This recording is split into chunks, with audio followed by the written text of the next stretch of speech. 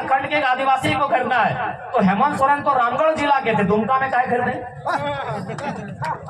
जमीन गैर आदिवासी नहीं खरीदेगा, एससी का जमीन गैर एससी नहीं खरीदेगा, महतो का जमीन गैर महतो नहीं खरीदेगा, जो भी सीएनटी में आते हैं, मुंडा का जमीन गैर मुंडा नहीं खरीदेगा। तो सीएनटी का मतलब ही है कि आपकी जमीन को बचाना। यही बोले हैं, अगर हमारी पार्टी से कोई विधायक बनने आए हैं तो भैया कलेजा लेके आइएगा, कलेजी है तो मत लड़िएगा, नहीं होगा। सीधे रास्ते से झारखंड में पॉलिटिक्स नहीं होगा, वही होगा। फिर हम जीतेंगे, 2 गो गार्ड आगे रहेगा, 2 कहते हैं कि कोई भी जमीन किसी सरकार का नहीं है, कोई जमीन किसी सरकार का नहीं है। पता है क्यों? ना सरकार बना है 15 अगस्त 1947 को, और ये जमीन हमारे पास कब से है? अरे हमको तो लगता है किसी किसी का बाप का जन्म 1947 में है, हमारा कई को पीढ़ी से पहले से जमीन हमारा है, तो ये जमीन हमारी है। इसलिए अगर हम लोग विधानसभा में आते हैं तो सबसे पहले जो जीएम लैंड है उसकी रसीद एकदम पुख्ता काटी जाएगी, उसकी रसीद किसानों के फेवर में काटी जाएगी। सबसे पहले अगर झारखंड को बचाना है तो यहाँ की जमीन को बचाइए। अगर जमीन ही नहीं रहेगी और कहीं के लोग आकर यहाँ बसेंगे, अपने साथ अपनी भाषा को लेके आएंगे, अपनी परंपरा को लेके आएंगे। आज देखिए असूरी जनजाति, हमारे पास जो ट्राइब की लिस्ट है उसमें एक 8 लिस्ट है जिसमें प्रिमिटिव ट्राइब आते हैं, जिसमें असूरी जनजाति आती है। क्या आपको मालूम है असुर लोग अभी कहाँ है, कितनी संख्या में है, उनकी भाषा कहाँ है? नहीं, खत्म हो रहा है। क्योंकि देखिए जैसे जैसे दूसरे राज्यों के लोग हमारे बीच आएंगे, नो डाउट मानसिक रूप से, हर स्तर से, बौद्धिक रूप से वो हमसे आधुनिकता के मामले में अच्छे हैं, हमसे अच्छा जीवन यापन करते हैं, तो उनके प्रेशर में, उनके दबाव में फाइनली दौर ऐसा आएगा कि हमारे लोग अपनी भाषा संस्कृति को खोते चले जाएंगे। हमारे लोग अपनी भाषा संस्कृति, अपने परंपरा को, अपनी पहचान को खोते चले जाएंगे। इसीलिए यदि झारखंड को बचाना है तो सबसे पहले झारखंड यानी जंगल और दूसरा जमीन। झारखंड में वही लिखा है, झाड़ यानी जंगल और खंड यानी जमीन का टुकड़ा। अगर जमीन के टुकड़े को आप बचा लेते हैं तो झारखंड ऐसे बच जाएगा। काहे की झारखंड की मैक्सिमम जमीनें सीएनटी में आती है, झारखंड की मैक्सिमम जमीन एसपीटी में आती है। अगर बाय द वे संविधान का दायरा में भी रह के अगर 10% लोग जेपीएससी में चले आते हैं, 10% लोग किसी बहाली में चले आते हैं, तो भैया उनको नौकरी तो भले झारखंड में करेंगे लेकिन भाड़ेदार बनकर हमारे भाड़े के घर में रहना होगा। समझिए बात, भले वो कोई सरकारी नौकरी करे, वीडियो बन के आए, सीओ बन के आए, या डीओ बन के आए, या डीएसपी बन के आए, लेकिन सीएनटी जमीन है। और सीएनटी जमीन यानी आदिवासी का जमीन गैर आदिवासी नहीं खरीदेगा, एससी का जमीन गैर एससी नहीं खरीदेगा, महतो का जमीन गैर महतो नहीं खरीदेगा, जो भी सीएनटी में आते हैं, मुंडा का जमीन गैर मुंडा नहीं खरीदेगा। तो सीएनटी का मतलब ही है कि आपकी जमीन को बचाना। और स्पष्ट कहेंगे चूंकि ये बिरसा बाबा और विशेषकर उनकी धरती है, भगवान बिरसा मुंडा की धरती है, तो हम एक लाइन कहेंगे, बिरसा मुंडा की शहादत के बाद इस राज्य को क्या मिला? बिरसा मुंडा, भगवान बिरसा मुंडा की शहादत के बाद इस राज्य को क्या मिला? देवंती दी आप ही बताइए, एक लाइन में बताइए कि भगवान बिरसा मुंडा जैसे उनकी शहादत 1900 में हुई, पूरी 1900 में ना, जैसे उनकी शहादत 1900 में हुई, इस राज्य को क्या मिला? इस राज्य को मिला सीएनटी कानून। भगवान बिरसा मुंडा के शहादत के कारण इस राज्य को सीएनटी कानून मिला, क्योंकि उन्होंने अध्ययन किया कि बिरसा मुंडा क्यों लड़े। ना बिरसा मुंडा लड़े दीकू के खिलाफ, बिरसा मुंडा लड़े यहाँ के जो लोग हैं आदिवासी मूलवासी, उनकी जमीनों को बचाने के लिए, उन जमीनों पे लगान ना देने के लिए। वो जमीन अंग्रेजों को नहीं देंगे, उस पर लगान नहीं देंगे, वो जमीन उनकी है, इसीलिए कानून बना सीएनटी। अब एक बात तो है, यदि आप भगवान बिरसा मुंडा को मानते हैं तो हेमंत सोरेन को नहीं मानना होगा।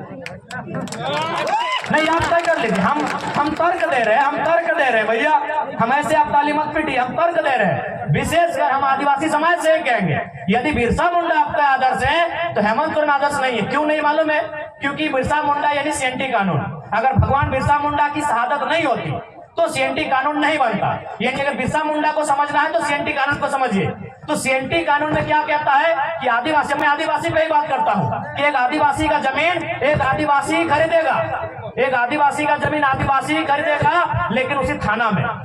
चलिए उस समय थाना तब जिला बन गया है, या फिर हम प्रखंड मान लेते हैं। चलिए हम ऐसे कानून में क्या है नहीं मालूम है, हम सपोज दैट जिला ही मान लेते हैं। कि एक आदिवासी का जमीन उसी जिला उसी प्रखंड के एक आदिवासी को खरीदना है, तो हेमंत सोरेन तो रामगढ़ जिला के थे, दुमका में काहे खरीदे?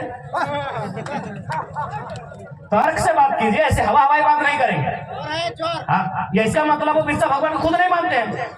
हेमंत सोरेन खुद देखिए, माला चढ़ाने से बिरसा भगवान के आप अनुयायी नहीं हो गए। अगर हेमंत सोरेन जी ने बिरसा भगवान पे माला चढ़ा दिया तो उसके अनुयायी नहीं हुए। वो चाहते क्या थे? वो उनके मरने के बाद जो कानून बना, क्या उस कानून को हेमंत सोरेन मानते हैं? मेरा एक ही सवाल है।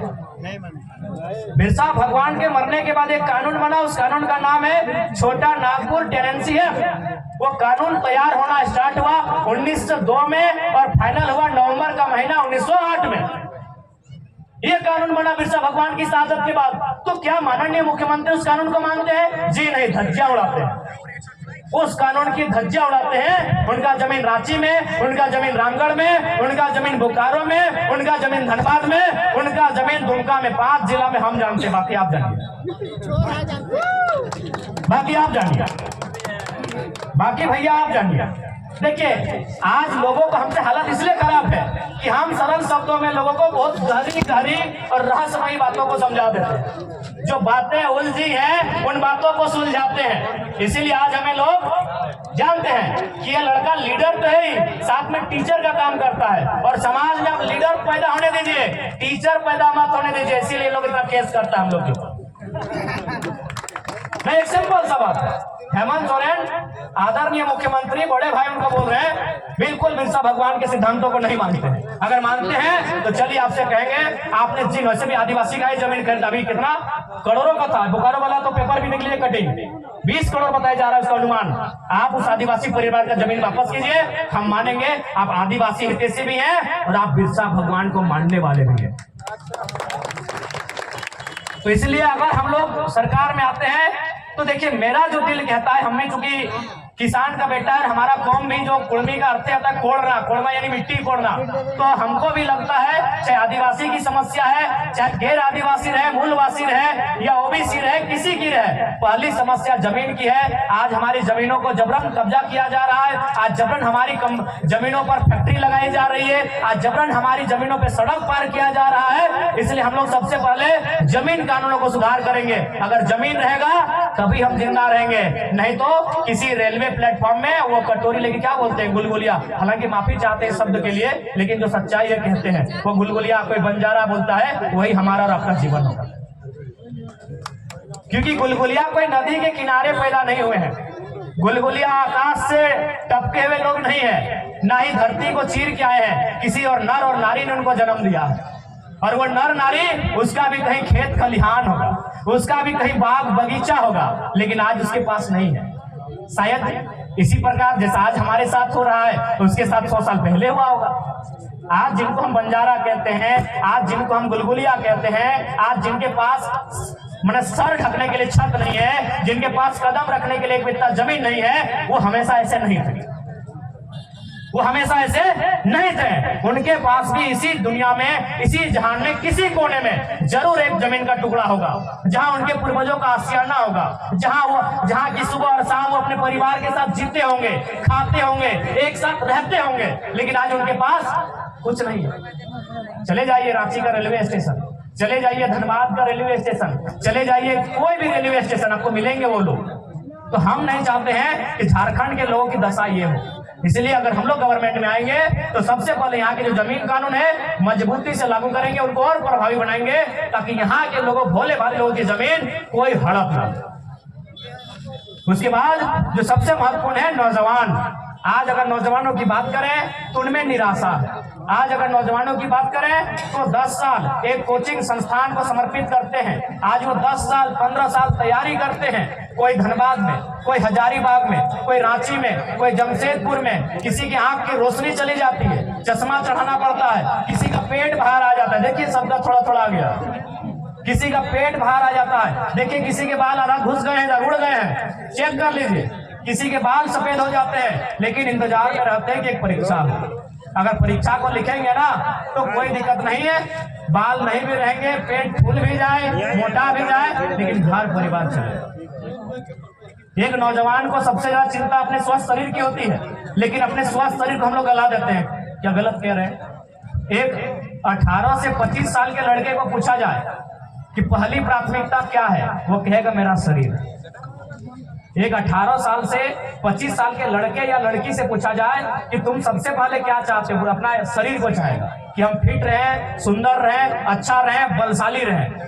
लेकिन आज वही उम्र हम लोग खपा देते हैं कहाँ, हजारीबाग के कोचिंग में। वही उम्र हम लोग खपा देते हैं कहाँ, जमशेदपुर में। वही उम्र हम लोग खपा देते हैं कहाँ, धनबाद में। और परिणाम क्या होता है, 7-8 साल बाद परीक्षा आती है। परीक्षा का नाम लेते हैं CGL JSSC। 28 जनवरी 2024 को हम लोग वो एडमिट कार्ड हाथ में लेके एग्जाम देने जाते हैं। रांची की बहन जमशेदपुर जाती है, जमशेदपुर वाली दीदी गढ़वा जाती है, और 2 घंटा बाद पता चलता है, घर आते आते रास्ते में ही पता चलता है पेपर लीक हो गया। पेपर लीक हुआ है। चलिए पेपर लीक हुआ था, उससे तो समझ सकते हैं कि दोबारा पेपर ले सकते हैं, दोबारा एग्जाम होगा। लेकिन पेपर लीक 27 लाख में हुआ था। पेपर लीक हुआ था तो हम समझ रहे हैं। अरे आप तो छोड़िए, आप लोग तो किसान हैं। यहाँ सरकारी नौकरी करने वाले हम पुलिस वाले भैया लोग को देख रहे हैं। पुलिस वाली दीदी बैठी है, इन्हीं से पूछिए क्या अपने बेटा या बेटी के लिए 27 लाख में कोई पेपर खरीद पाएंगे? इन्हीं से पूछिए, सरकारी नौकरी करते हैं हम, और अपनी बात नहीं करते। हम तो गरीब किसान के लोग हैं। यहाँ देखिए बहुत सारे सरकारी नौकरी करने वाले, नहीं करने से भी इनकी तनख्वाह ठीक ठाक जैसे भी है, क्या ये लोग अपने बच्चों के लिए 27 लाख में पेपर खरीदेंगे? पेपर लीक हुआ उसका दुख नहीं है, चलिए 15 दिन बाद फिर पेपर ले लेंगे। चलिए सरकार, हम लोग सड़क पे आएंगे, हम लोग आंदोलन करेंगे, हम लोग मसाल जुलूस निकालेंगे, तो सरकार 15 दिन के बाद फिर परीक्षा ले लेगी। लेकिन 27 लाख में पेपर बेचा गया था। कौन सी हमारी माएँ बहनें हैं, कौन से हमारे गार्जियन है जो 27 लाख में अपनी बेटी के लिए एक चपरासी का नौकरी खरीद के लाते हैं? ये सवाल है। कौन सी हमारी दीदी है जो 27 लाख रुपया खर्चा करके अपने बेटे को एक दरोगा बनाएंगे? है हिम्मत क्या? इसलिए अगर हम लोग सरकार में आते हैं तो इस राज्य में नियमित परीक्षा होगा। नियमित मतलब कहा रात है, रानी ने कहा रात है, जनता ने भी कहा रात है, जबकि ये सुबह सुबह की बात है। तो आपने कह दिया 11 JPSC मान लेंगे, क्यों मानेंगे? 6 JPSC, 7, 8, 9, 10, 4 बार में आप 1 JPSC लिए हैं, एक टर्म में 4 गो, अभी 252 सीट से क्यों मानेंगे? 1200 सीट देते हम मानते हैं, 1200 सीट देते हम मानते हैं। इसीलिए 7 और ये 8 JPSC।